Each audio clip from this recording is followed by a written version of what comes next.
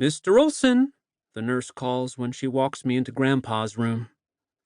I walked all the way here, which was far and cold, but it's better than being home alone all day while Murphy fries chicken and Mom switches church from Epiphany to Lent.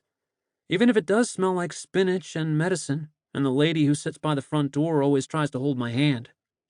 "You have a Sunday visitor," the nurse says, and turns Grandpa's wheelchair from the window toward me. He smiles sweetly while the birds he was watching keep flitting around behind his head like a Disney movie. His bed is perfectly made, with a tan blanket and flannel pillowcase and a throw pillow featuring a wood duck. Maybe they're trying to convince him he's up north at the cabin instead of in a nursing home. We told him about Dad, obviously, but we didn't know if he understood, so we told him a bunch more times. Then we stopped telling him because it just seemed mean. "Hi, Grandpa," I say.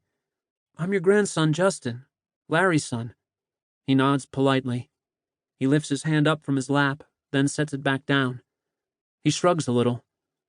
"Grandpa, can I look at your pictures? The old ones of Dad? In the book?" He blinks at me, which I decide means yes. I pull the photo album out of the top drawer, where it sits next to a row of socks under a sticker that says socks, which seems unnecessary. I sit on Grandpa's bed with the book on my lap. Dad labeled all the people for Grandpa when his mind started to wander off. I slide my finger across Dad's handwriting, blocky and wide, and realize he'll never write anything again. A grocery list, a birthday card, a letter to me at college. And Dad was always writing, because he couldn't keep thoughts in his head very long. He'd walk into a room and forget why he was there. He'd set alarms, but couldn't remember what to do when they went off. Once, he came home from the grocery store so mad because he couldn't remember one single thing he was supposed to get. So Mom went to the paper shop and got this really expensive stationery with his initials on it in curly writing, like a wedding invitation. And guess what? It worked. He used up the whole pack in a week. But how did Mom know to do that? I wipe my tears off with the back of my hand and start reading the names to Grandpa. He smiles, hearing them. I get to Dad's birth and narrate his life out loud. There's Larry as a baby. There he is at school. There he is playing hockey. He played defense, right, Grandpa? Grandpa nods. High school graduation. There he is in his uniform. I stare at Dad, smiling, clean cut, ready. I turn the page, and he's with Mom, holding baby Murphy. Dad's hair is longer. He's got a mustache. He's still smiling, but his eyes are different. I flip the page back and forth, back and forth. Grandpa watches me.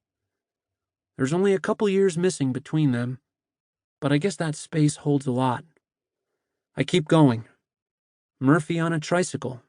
Murphy holding me up like a trophy with my head flopped back. Murphy playing t-ball.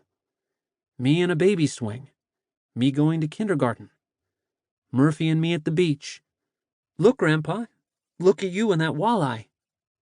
I turn the book around to show him. He's standing tall and straight like a pine tree next to Dad, holding a yellow spotted fish with both hands. The fish is probably 2 feet long, and its top fin is spiked up like a punk rocker. But Grandpa looks away, like either the dying fish or the dead sun is too painful.